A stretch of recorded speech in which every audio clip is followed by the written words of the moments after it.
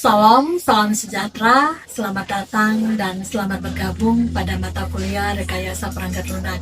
Perkenalkan, saya Hana Mariana Baun Esko Pemkom, dosen pengampu mata kuliah Rekayasa Perangkat Lunak pada program studi Bisnis Digital Fakultas Bisnis dan Pariwisata Universitas Citra Bangsa. Rekayasa perangkat lunak merupakan salah satu mata kuliah yang menjadi dasar dalam pengembangan sistem informasi maupun aplikasi. Mata kuliah ini tidak hanya membahas bagaimana menulis kode program, tetapi lebih jauh membahas bagaimana sebuah perangkat lunak dirancang, dikembangkan, diuji, diimplementasikan, dan dipelihara secara sistematis sehingga menghasilkan produk yang berkualitas. Mata kuliah ini juga dirancang untuk mendukung pencapaian pembelajaran lulusan atau CPL, program studi bisnis digital. Mata kuliah ini ditujukan untuk mahasiswa semester 4 dengan bobot 3 SKS. Diselenggarakan dalam 16 kali tatap muka dengan rincian 14 kali pertemuan materi dan 2 kali pertemuan masing-masing ujian tengah semester dan ujian akhir semester. 3 komponen utama dalam mata kuliah ini adalah delivery, interaction, dan assessment atau DIA. Untuk delivery, saya memberikan materi sesuai dengan RPS serta presentasi interaktif yang langsung dilakukan secara tatap muka untuk mendukung pemahaman mahasiswa, dan materi yang saya sampaikan didukung oleh beberapa media pembelajaran sebagai media pendukung. Interaksi pada mata kuliah ini meliputi komunikasi dua arah antara dosen dan mahasiswa berupa diskusi, tanya jawab, kolaborasi, dan refleksi bersama. Baik, berikut adalah video proses pembelajaran dari mata kuliah Rekayasa Perangkat Lunak dengan materi pada pertemuan pertama. Mari kita simak. Semoga mata kuliah ini menjadi bekal yang bermanfaat bagi perjalanan akademik maupun karir profesional kalian semua di masa yang akan datang. Terima kasih atas perhatian kalian. Shalom. Selamat pagi. Apakah semua dalam keadaan sehat? Siap untuk memulai perkuliahan hari ini ya? Baik, ini kita punya pertemuan yang ke-6 ya. Pertemuan ke-6. Ibu mau tanya, sebelum kita masuk ke materi hari ini, apakah kalian masih ingat minggu kemarin itu pada pertemuan kelima, apa yang kita pelajari?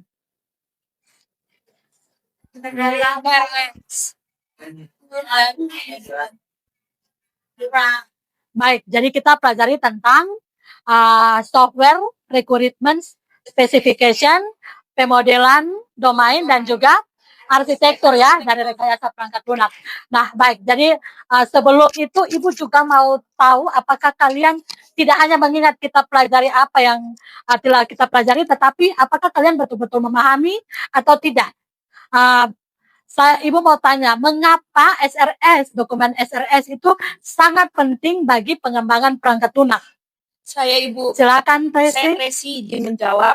Dokumen SRS penting karena SRS menjadi acuan bersama antara pengguna dan pengembang sehingga mengurangi kesalahpahaman, mempermudah proses desain, implementasi, pengujian, serta pemeliharaan sistem. Baik ya. Jadi apa yang sudah dijelaskan oleh Tracy itu ya, jadi SRS itu mengapa sangat penting, dokumen dari SRS sangat penting untuk pengembangan perangkat lunak, sudah poin-poinnya sudah dijelaskan. Nah, apakah dengan SRS ini sudah sesuai dengan kebutuhan pengguna atau belum? Kira-kira siapa yang bisa menjawab? Saya Ibu. Kita bisa memastikan bahwa SRS telah sesuai dengan kebutuhan pengguna melalui wawancara, observasi, diskusi, validasi bersama pengguna, prototipe, serta melakukan review terhadap dokumen SRS sebelum proses pengembangan dimulai. Oke, baik. Kalau begitu Ibu rasa kalian sudah cukup memahami ya pertemuan kelima kemarin. Sekarang kita akan masuk ke pertemuan ke-6 terkait dengan analisis terstruktur DFD atau data flow diagram dan data dictionary. Jadi kalau kita melihat pemodelan sistem, ini adalah pemodelan sistem yang terstruktur. Jadi ada dua pemodelan sistem. Yang pertama adalah behavioral dan juga yang kedua adalah analisis secara terstruktur. Jadi data flow diagram sampai ke data dictionary. Nah, kalau kalian lihat di sini, ada konteks diagram DFD level 0, kemudian ke data dictionary. Nah, bagaimana caranya, apa yang telah kita diskusikan, pihak pengembang dan pihak pengguna, apa yang mereka diskusikan terkait dengan kebutuhan pengguna, itu akan dibawa ke dalam satu diagram konteks. Jadi di dalam diagram konteks, itu kita sudah bisa melihat tentang bagaimana alur dari sistem tersebut. Jadi kita membuat dulu alurnya. Bagaimana hubungan antara setiap entitas eksternal, aliran datanya ke dalam sebuah sistem. Jadi kalau di dalam konteks diagram itu kita mesti melihatnya secara global. Jadi dia masih terlihatnya secara menyeluruh. Seperti apa? Nah, kemudian nanti kita akan masuk ke dalam namanya data flow diagram level 0. Jadi kalau kita masuk ke dalam data flow diagram level 0, kita akan melihat bagaimana data itu, proses itu dipecah-pecah lagi. Jadi kita lihat aliran datanya tuh lebih terperinci. Di situ juga kita sudah bisa melihat bagaimana ada namanya store data atau penyimpanan data. Kemudian nanti kita masuk ke data dictionary. Nanti kalau di data dictionary, kita melihat bahwa adanya kamus data sebelum masuk ke dalam implementasi pengembangan sistem yang berupa coding ya. Jadi kalau kita berbicara tentang perancangan kita berbicara dulu tentang konteks diagram, data flow diagram, kemudian ada juga entity relationship diagram, kemudian nanti dia masuk ke data dictionary. Jadi kalau kalian lihat bahwa satu program itu dibangun, mungkin itu kita lihat secara visual ya, program itu berjalan bagaimana. Nah, ini adalah rancangan di mana sebelum program itu dibangun atau sebelum program itu diimplementasikan. Nah, kemudian di sini kita lihat bahwa kebutuhan sistem menuju model analisis terstruktur, kita lihat di sini. Ini tadi Ibu sudah menjelaskan bahwa adanya kebutuhan sistem. Jadi pengguna itu membutuhkan apa yang dibutuhkan oleh pengguna. Kita mau membangun sistem apa? Sistem penjualan kah? Sistem akademik kah? Kita lihat adanya kebutuhan dari pengguna, kemudian kita namakan kebutuhan sistem. Kemudian kita membuat konteks diagramnya. Seperti yang tadi sudah Ibu jelaskan, baru kita membuat ke dekomposisi, DFD level 0 dan dekomposisi. Nah, di sini kalau kita berbicara tentang kebutuhan sistem dan konteks diagram, kita berbicara mengenai analisis terstruktur yang tidak langsung membahas kode program. Tetapi dia berfokus bagaimana datanya itu dimasuk atau data itu diinputkan, diproses, disimpan, dan keluar dari sistem. Jadi aliran datanya itu seperti apa. Nah, kemudian nanti kita masuk ke DFD level 0 dan juga ke data dictionary. Kalau di data dictionary, dia sudah lebih terperinci lagi ya. Nah, di sini DFD level 0 dan data dictionary, kita sudah membahas apa. Ini model datanya itu sudah lebih mudah terbaca atau lebih mudah dibaca. Dia sudah menunjukkan keseimbangan antar level. Kemudian dia sudah selaras atau sesuai dengan kebutuhan yang sudah disusun dengan pengguna pada pertemuan sebelumnya. Nah, kita lanjutkan. Ini terkait dengan konsep analisis terstruktur. Nah, kalau kita berbicara tadi tentang input dari entitas, jadi kalau kita lihat, nanti kita akan masuk, Ibu akan tunjukkan ya, konteks diagram. Kalau kita lihat input dari entitas ke proses mengolah data itu apa? Jadi kalau kita lihat di sini, ini dia analisis terstrukturnya itu, dia sudah memandang sistem itu apa? Adalah sebuah kumpulan proses, kumpulan penerima input, mengolah data, menyimpan hasil, dan menghasilkan output. Karena apa? Sebuah sistem itu dia hanya berputar di situ. Data apa yang diinputkan, apa yang diproses, data apa yang keluar sebagai output, apa data yang tersimpan, apa data yang bisa diolah kembali, dia akan ada di dalam ini. Jadi ada input dari entitas, proses mengolah data, output kepada pengguna, dan dari proses mengolah data ini ada namanya data yang tersimpan. Nah, jadi data tersimpan ini, kenapa data itu harus disimpan? Karena suatu sistem pada waktunya akan mengalami namanya pengembangan sistem. Jadi suatu waktu kalau kalian membuat suatu suatu program, suatu aplikasi, suatu sistem, kalian juga akan nanti ada namanya mungkin ada penambahan data, ada pengurangan data, ada perubahan sistem, penambahan entitas dan lain-lain. Nah, itu fungsinya kenapa ada namanya data store. Jadi tujuannya adalah apa? Untuk supaya membuat alur data itu terlihat lebih jelas. Sehingga tim dapat memvalidasi kebutuhan, dapat menemukan data yang hilang, dan juga menghindari proses yang tidak memiliki input dan output. Nah, ini ya, kita masuk ke konteks diagram. Mungkin kalau kalian biasa lihat konteks diagram tuh modelnya bulat ya.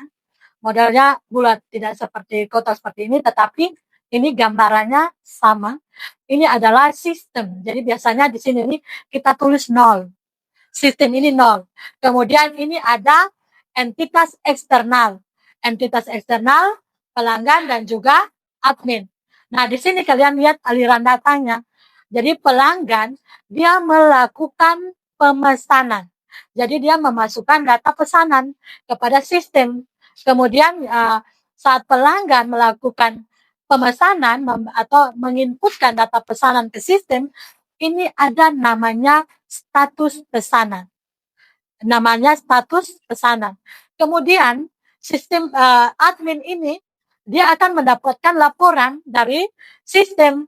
Dia mendapatkan laporan di mana dinamakan bahwa ini namanya adalah validasi. Jadi yang ditunjukkan sistem, entitas eksternal, aliran data utama, dan yang belum ditunjukkan adalah proses internal dan data store di dalam sistem. Jadi pada konteks diagram kita tidak lihat adanya data store ya. Jadi data store itu tidak ada di dalam sistem. Paham? Kalian pahami baik-baik ya. Nanti kalau sudah selesai Ibu menjelaskan, kalian belum memahami, kalian boleh bertanya ya. Nah, berikut ini ada notasi utama di DFD. Jadi ini ada entitas eksternal, kalian lihat di sini. Simbolnya memang terlihat mirip ya. Modelnya tuh segi 4 semua ya. Segi 4 ini juga persegi 4. Tetapi kalian lihat di sini ini mungkin kalau pada saat entitas eksternal ini simbolnya dia lebih kotak, lebih persegi 4. Ini dia agak ujung-ujungnya dia sedikit berbeda ya. Terus data store-nya ada seperti ini. Ada juga data yang menggambarkan bagaimana perpindahan data antar entitas, proses, dan data store. Jadi ingat baik-baik, konsistensi dari notasi itu penting dalam DE. Hati-hati salah menggambar simbolnya. Kenapa? Nanti salah bacaannya ya. Nanti kita simbolnya itu dari salah, kita gambarnya proses. Kita gambarnya data store, begitu pun sebaliknya. Jadi kalian hati-hati lihat bagaimana supaya tetap konsisten dalam menggambarkan notasi, karena ini sangat mungkin ya. Kali ini akan membahas bagaimana analisisnya, bagaimana keterhubungannya antara masing-masing simbol sini yang menggambarkan fungsinya. Baik, kemudian kita lihat di sini dia ada nol. Kecil gambarnya. Di sini kalian lihat. Tadi sebelumnya ini kita ada lihat pelanggan dan admin. Ya toh? Pada konteks diagram kita lihat pelanggan dan admin, dan sistemnya ada sistem pemesanan produk. Ya. Nah, kalau kita buat di dalam dia level 0, ini dia sudah mulai terinci. Jadi di sini dia level 0 sistem pemesanan produk. Nah, di sini entitas luarnya tuh, entitas eksternalnya tuh tetap, yaitu adalah pelanggan dan admin. Tetapi kalau kita lihat di prosesnya ada perubahan ya. ada perubahan toh. Jadi yang pertama kalian di sini adalah kelola pesanan. Kemudian yang kedua adalah kelola pembayaran. Yang ketiga adalah uang tahunan. Jadi di sini kalian lihat pelanggan dia akan meminta dana pelanggan ke kelola pesanan. Kemudian dia dari kelola pesanan akan memberikan informasi pesanan. Nah, kemudian di sini juga dari kelola pesanan dia akan masuk ke proses kelola pesanan akan tagihannya ke kelola pembayaran. Nah, kelola pembayaran dia akan menyimpan simpan pesanannya ke data store, satu data pesanan. Begitupun juga ini kelola pembayaran dia akan membuat data transaksinya ke proses dengan juga ya membuat laporan, sehingga di proses ini dia akan menghasilkan simpan pembayaran, sehingga data pembayaran itu tersimpan di penyimpanan kedua atau data pembayaran. Ya, paham ya? Jadi di sini ada entitas eksternal yang pelanggan aktif, kemudian proses transformasi datanya kalian lihat ada alumni data terbaca bahwa panah keluar dan panah masuk, nanti misalnya status pelanggan itu diamankan oleh entitas pelanggan lewat proses pengelolaan pesanan. Kemudian pelanggan juga mendapatkan status pembayaran dari kelola pembayaran. Jadi pada level ini proses tidak lagi ditampilkan seperti di kondisi diagram, tetapi sistemnya terkait kerja ya, kerja. Jadi dia level 0 ini harus tetap seimbang dengan konteks diagram. Dia harus ini karena ini perubahannya dari konteks diagram. Jadi hati-hati jangan sampai yang kalian gambarkan di konteks diagram itu akan berbeda dengan di data flow. Jadi data flow ini turunan. Nah, kemudian data store ini hanya muncul jika data itu perlu disimpan atau dibaca kembali. Tadi di awal itu sudah menjelaskan ya, kenapa adanya data store. Karena nanti mungkin ke depan akan ada pengembangan sistem. Kemudian mungkin akan ada evaluasi sistem. Paham sampai di sini? Oke. Kemudian kita masuk di ini namanya dekomposisi dari proses besar ke proses yang rentan. Jadi ini kita masih berbicara tentang data flow kan. Maksud tadi ya, kenapa tadi kalau di data flow tadi ada namanya kelola pesanan ya. Coba kita lihat mengalami kelola pesanan. Contoh ini ya, kelola pesanan. Nah, lalu kita masuk ke dekomposisi kelola pesanan ini, dia akan masuk ke level 1 dekomposisi. Dia dipecahkan di sini. Kalau prinsipnya adalah dia akan dipecah menjadi subproses. Jadi dia bagaimana subproses itu menjelaskan tentang detail proses itu. Jadi di sini misalnya kelola pesanan dekomposisinya adalah subprosesnya menjadi satu validasi pesanan, ditentukan, simpan pesanan dan lain-lain. Nah, kalau misalnya contoh kelola pembayaran, mungkin nanti ada transaksi, ya toh? Ada transaksi apa lagi? Misalnya kelola pembayaran. Misalnya pembayaran, terus itu transaksi, ya toh? Validasi pembayaran. Nah, itu dari tentang dia dari kenapa namanya? Ya, dari dekomposisi tadi ya. Dari dekomposisi atau dari tadi pembayaran tadi. Begitupun juga kalau kita lihat di sini terkait dengan laporan. Mungkin laporan ini ada kalau kita buat dia punya ya kita lihat dari dekomposisinya ya punya subproses. Mungkin nanti ada permintaan, ya toh, ada validasi, ya, dan ada laporannya ya. Kalau kita buat sudah paham ya? Nah, ini kita berbicara tentang tes tindakan dalam data flow diagram. Nah, ini adalah konsistensi DFG dan data di sini. Kalian lihat di sini, DFG bagaimana konsistensinya dilakukan itu memastikan adalah data pada data. DFG-nya memiliki definisi ya, jadi semua kebutuhan penting dan proses dan informasi gunakan secara seragam tadi seragam kan. Jadi kalau kalian lakukan ada kata yang tidak didefinisikan, proses yang tidak terkait kebutuhan atau istilah yang berubah, mulainya perlu direvisi sebelum masuk ke tahap di tahap ini dengan lihatnya dia konsistensinya. Nah, sekarang karena tadi Ibu sudah menjelaskan panjang lebar, nah sekarang Ibu mau kalian berdiskusi. Berdiskusi sambil kalian ngobrol nanti Ibu akan memberikan beberapa pertanyaan. Tetapi ini kalian lihat di sini ya, kalian diskusi. Jadi ada studi kasus. Jadi studi kasusnya tentang sistem peminjaman buku pada perpustakaan. Nah, di sini sebuah perpustakaan sekolah ya, dia masih menggunakan pencatatan manual. Nah, untuk meningkatkan efisiensi layanan, pihak sekolah ingin membangun sistem informasi perpustakaan.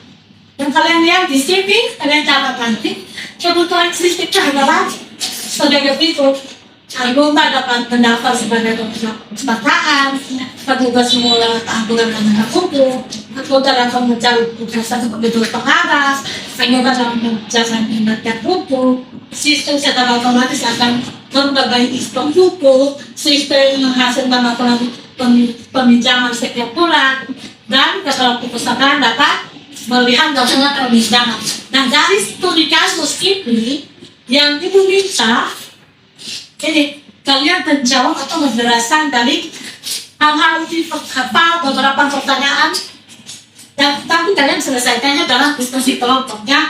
Jadi di sini kita bagi ke dalam 3 kelompok, kemudian nanti setiap kelompok mengerjakan tugasnya. Jadi di sini ada jabatan, dikerjakan secara berkelompok. Jadi waktu diskusi dan pengerjaannya selama 15 menit. Jadi silakan kalian banding ke dalam 3 kelompok.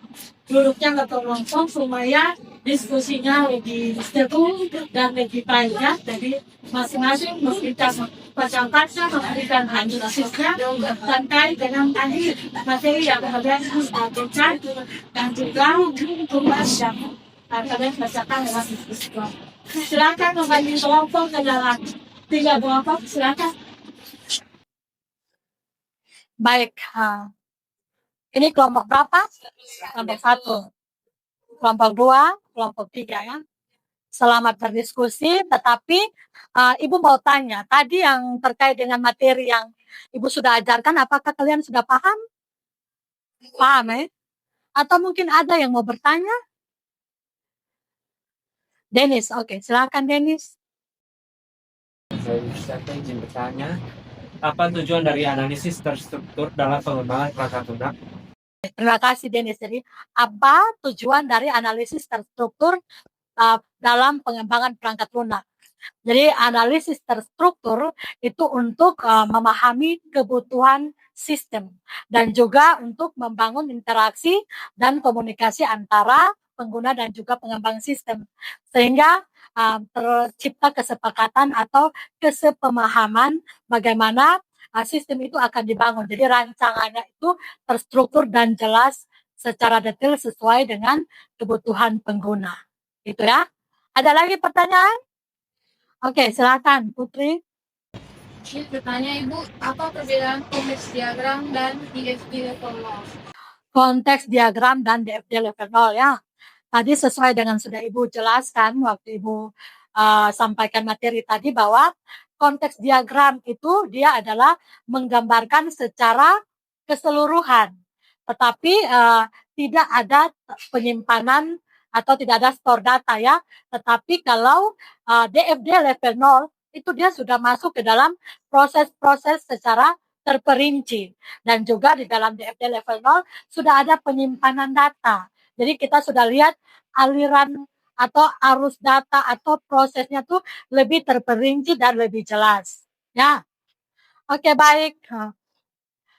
Cukup dipahami? Yang lain sudah paham?